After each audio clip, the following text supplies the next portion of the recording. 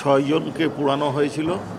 তার মধ্যে 5 জন পোড়ানোর আগে অর্থাৎ গুলি করার সময় 5 জন নিহত হয়েছিলেন, একজন জীবিত ছিলেন। এই 5 জনকে মৃত এবং জীবিত একজনকে পোড়ানো এবং আরও একজনকে হত্যার ঘটনায় সংশ্লিষ্ট এলাকার সাবেক এমপি সাইফুল ইসলাম সহ যে 16 জনের বিরুদ্ধে ফরমাল চার্জ দাখিল করেছিলাম, সেই মামলায় আজকে চার্জ হিয়ারিংয়ের দিন ধার্য ছিল। আজকে প্রসিকিউশনের পক্ষে চার্জ হিয়ারিং আমরা কমপ্লিট করেছি। ডিফেন্স সময় চাওয়ায় অনারেবল ট্রাইব্যুনাল সন্তুষ্ট চিত্তে আগামী 13 তারিখ অর্থাৎ 13ই আগস্ট ডিফেন্সের শুনানির এবং তাদের কিছু আবেদন আছে, সেই আবেদনগুলোর শুনানির জন্য দিন ধার্য করেছে। এছাড়াও আমরা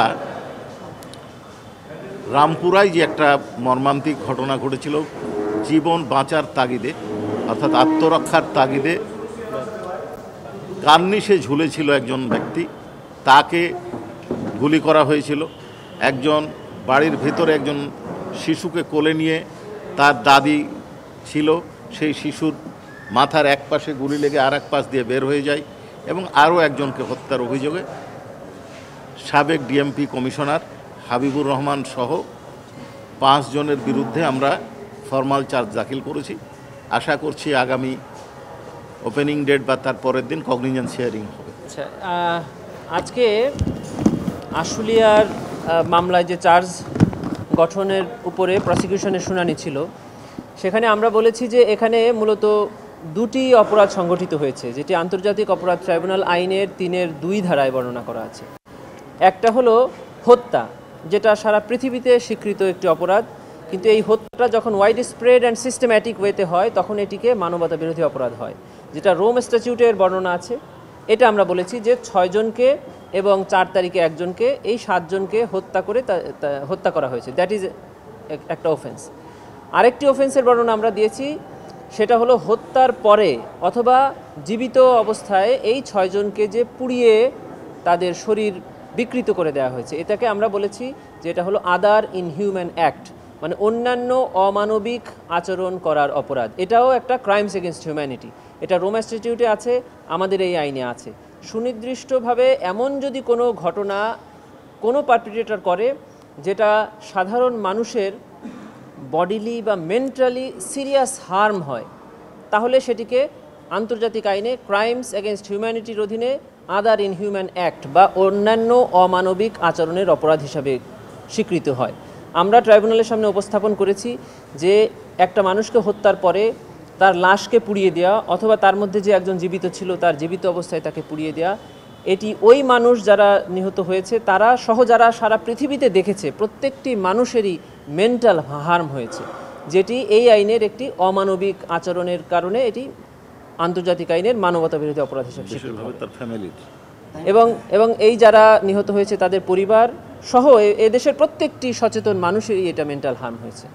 এভাবে আমরা বলেছি যে অতএব এই 2টি অভিযোগেই তাদের সকলের বিরুদ্ধে অভিযোগ গঠনের জন্য আমরা আবেদন জানিয়েছি। জি, 5 তারিখে 5 আগস্ট 2024 আশুলিয়া থানার সামনে 6 জনকে হত্যা করা হয়েছিল, এটা একটা অভিযোগ।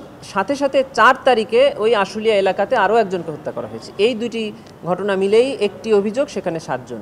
এর বাইরেও টোটাল সাভারে জুলাই গণ অভ্যুত্থান চলাকালে আশুলিয়া এলাকায় 29 জনকে গুলি করে হত্যা করা হয়েছে। এটাই হলো টোটাল ইনভেস্টিগেশন। এর মধ্য থেকে 4 তারিখে একজনকে হত্যা এবং 5 তারিখে 6 জনকে হত্যা, এই 7 জনকে হত্যার জন্য আজকের যে ফরমাল চার্জের উপর শুনানি হলো সেটা হয়েছে। চিফ প্রসিকিউটরের স্পেশাল যে পাওয়ার এই আন্তর্জাতিক অপরাধ ট্রাইব্যুনাল রুলসে দেওয়া আছে, সেই অনুযায়ী উনি এই টোটাল 29 জনের ঘটনা ভিন্ন ভিন্ন আকারে ইনভেস্টিগেশন করছেন এবং ভিন্ন ভিন্ন ফরমাল চার্জ দেওয়ার জন্য উনি আদেশ করেছেন, সে কারণে এটা সিদ্ধান্ত নিয়েছে। দেখেন, ইনভেস্টিগেশন এজেন্সি ইনভেস্টিগেশন করে প্রসিকিউশনের কাছে ইনভেস্টিগেশন রিপোর্ট দেয়। On the basis of that investigation report prosecution formal charge দাখিল করে। এখানে কে আসামি হবে কে আসামি হবে না এটা ইনভেস্টিগেশন এজেন্সি এবং প্রসিকিউশন নির্ধারণ করবে। এখানে কারো বলার সুযোগ নেই উনি কেন আসামি হলেন না, এটা ইনভেস্টিগেশনে তার বিরুদ্ধে কোনো অভিযোগ পাওয়া যায় নাই, সেজন্য উনি আসামি হয়নি।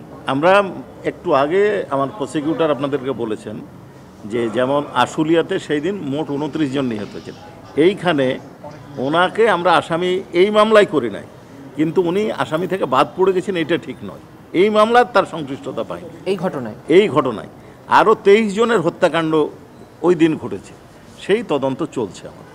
ইভেন আমরা অব্যাহত দিয়েছি, কথাটা ঠিক। রামপুরাতেও আরো অনেকগুলো ঘটনা ঘটেছে। আমরা খুব ছোট ছোট আকারে ফরমাল চার্জ দাখিল করছি সহজে বিচারের জন্য। এই জন্য এই একটি অভিযোগে কে আছে কে নাই দিয়ে আপনারা পুরোপুরি বুঝাতে পারবেন। তবে এই অভিযোগে তার বিরুদ্ধে সম্পৃক্ততা পাওয়া যায় নাই।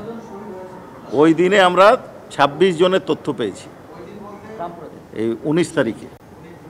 হ্যাঁ, এখন পর্যন্ত এইখানে আপনারা আন্দোলন চলার সময় দেখেছেন যে আন্দোলনের নিষ্ঠুরতা, ব্যাপকতা, বর্বরতা এত প্রকট আকার ধারণ করেছিল যা ভাষায় বর্ণনা করা যায় না। কিন্তু এটাও আপনারা দেখেছেন যে সকল পুলিশের সকল সদস্য কিন্তু সকলকে আক্রমণ করেনি, অনেকে নিষ্ক্রিয় থেকেছে।